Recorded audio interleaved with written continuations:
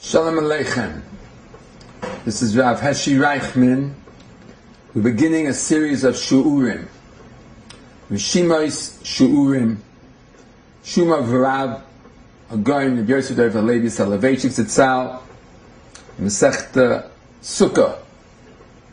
I was privileged to spend many years with the Rav Zatzal and to be able to write up the Sefer.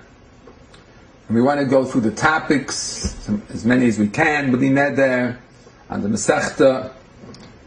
It's an advanced shiur.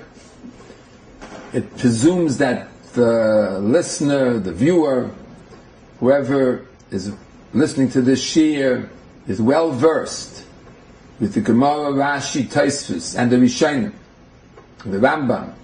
And we are picking it up after the listener, the Talmud Chacham, is ready for an advanced discussion.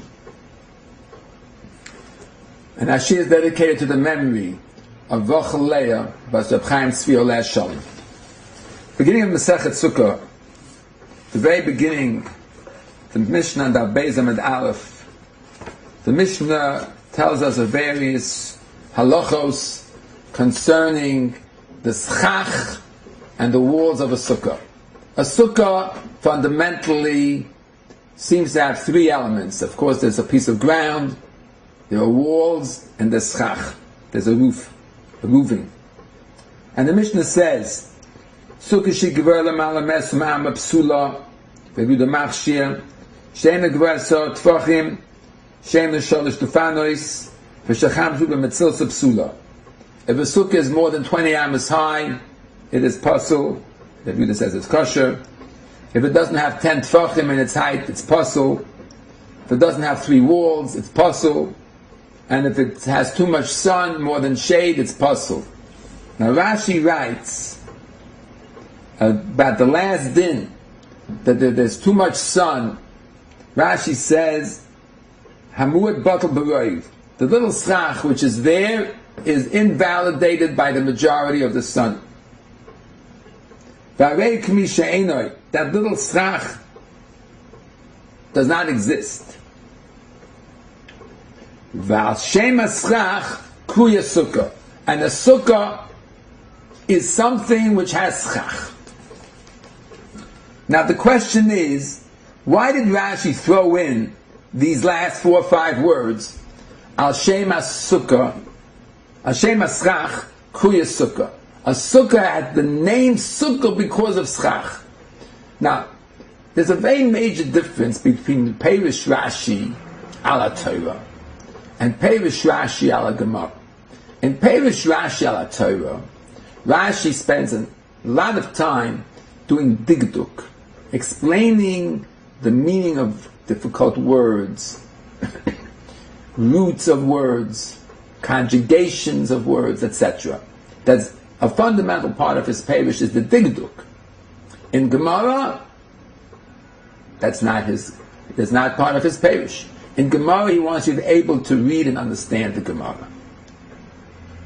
He doesn't go into digduk. There's nothing difficult about the word sukkah. Every Jew in the world knows what a sukkah is. From the smallest child to the oldest adult, sat in a sukkah, knows what a sukkah is. There's no reason for Rashi to go into any kind of grammatical discussion. Where does the word sukkah come from? That's not his purpose in his Perish and the Gemara to explain the etymology of words. That might be his intention in Tanakh. It definitely is. But it's not his intention in Gemara at all. We don't find this in the Gemara, that Rashi goes through this. There are thousands of very difficult words in the Gemara. Rashi doesn't spend his time going through that etymology. And this is an easy word, sukkah. So Rashi goes out of his way to tell me, Al Shem HaSchach Kruya Sukkah, that the sukkah is because of the schach. So the Rav said, without a doubt, Rashi is not digduk over here, and Rashi is not being a grammarian.